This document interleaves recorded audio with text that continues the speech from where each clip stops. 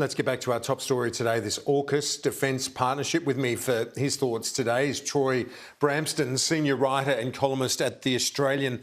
Troy, what do you make of it? Where does it sit in your mind when it comes to the treaty ANZUS, which forms the fundamental alliance? Where does this partnership fit?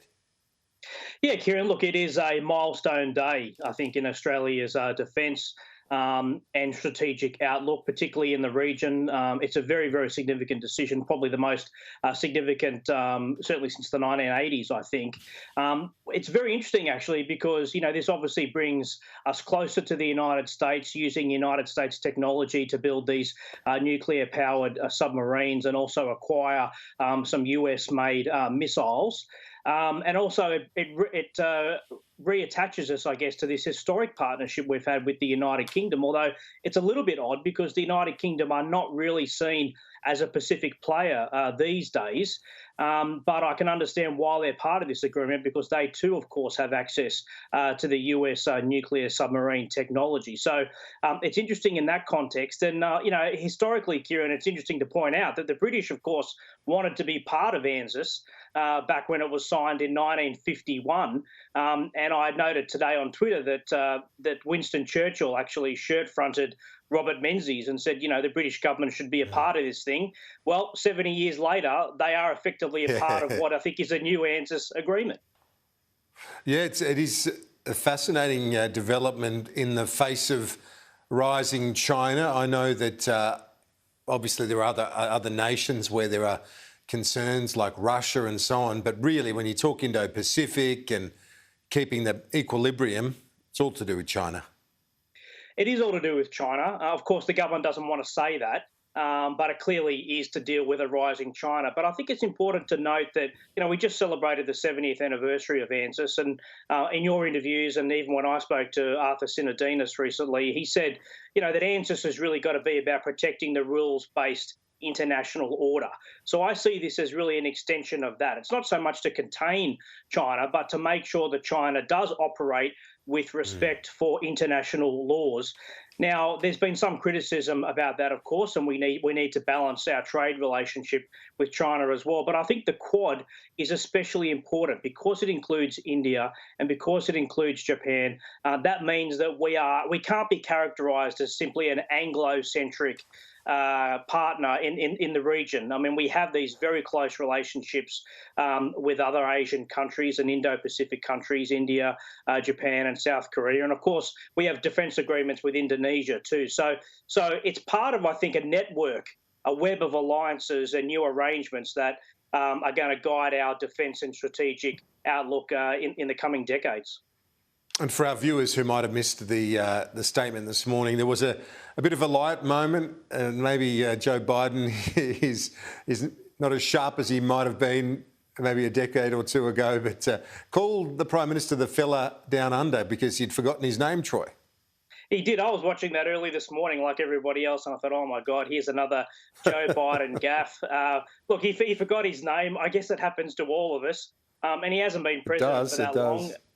And he's an elderly figure, and it's a bit of fun, and people can point to that. But I don't think it means anything substantially about the relationship. And obviously, he'll get to know Scott Morrison's name pretty quickly because Scott Morrison will be in the US, I think, next week.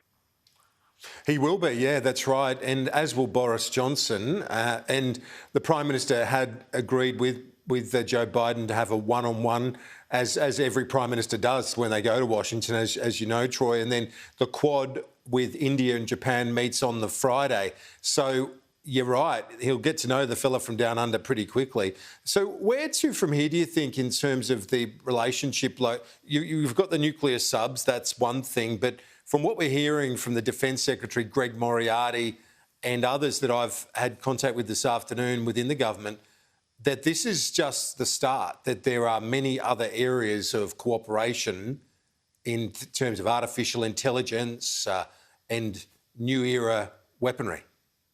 Yeah, I think that's right, Kieran. This is something that a number of commentators, including myself, have talked about in recent years. When I've interviewed people like Kim Beazley, former ambassador, or Andrew Peacock, a former ambassador, they've made the point to me that the US is expecting more of Australia, regardless of whether it's a Democratic or Republican president in the White House. They want to see Australia spending more on defence. They want to see a closer integration.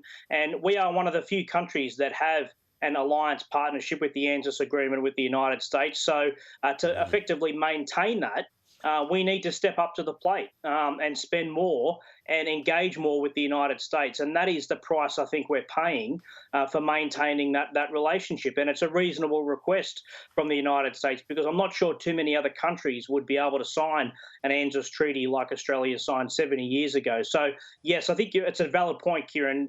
We are going to have to spend more on defence, and that's what the US is expecting us to do. Now, Troy, just finally, I know you've been a student of US politics and presidents over a long time. A senior government source said to me after the announcement today that that deal, the AUKUS, would not have happened if Trump had won re-election because of his volatility, and two, it wouldn't have happened if Brexit hadn't occurred. What's your sense of that take? Yeah, I think that's probably largely correct, Kieran. I mean, we know that Donald Trump, before he was elected president, he actually said he wanted to reduce the US alliance commitments in the Asia-Pacific region. I remember writing an article for The Australian on the day he was elected president, pointing that out. Now, he certainly chopped and changed and waxed and waned on a range of things, but I don't think he did really want to spend a lot of money on defence and expand the tentacles of the United States too much around the world. That was certainly part of his policy. It was often characterised as nativist and a sort of America First approach. So, look, I think we are seeing a little bit different. It's not just that it's a Democratic president. I think it's the US foreign policy establishment, and there's going to be a lot of support among Republican congressional and Senate leaders as well, I think, for this move announced today. Troy Bramston, great to chat. Thanks. Thanks, Kieran.